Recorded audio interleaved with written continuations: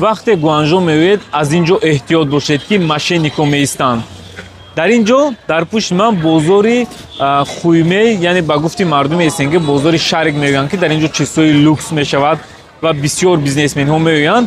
дар инам ин ҷо бошад, валютчико мешинанд ва change money гуфта курсро баланд мегӯянд ҳангоми иваз кардани маблағ. вақте ки медароред, аз $200-300 зиёд бошад, баъдан иваз мекунанд ва дар ҳамон аппаратшон пулро мемонанд, пулро мегиранд, вале аппарати онҳо 200-300-400 юани шуморо медорад, яъне курсро баланд мегӯянд ва шуморо дар он ҷо фиреб мекунанд, ки бисёриҳо пулро намешуморанд, мераванд ва сахт фиреб мехӯранд. махсусан бизнесменҳо пулҳои калон маъида мекунанд. мо бо чунин ҳолат рӯбарӯ шудем, вале моро фиреб дода натонистанд. вақте мешинед, пулро шумориданӣ мешавад, зуд пулро мегиранд, долларотон медиҳанд, мегӯянд рав, иваз намекунам. яъне онҳо ҳамин тавр фиреб мекунанд. аз ҳамин ҳисоб нафаре ки гуанҷо мебиёяд, ҳатман худро эҳтиёт кунед.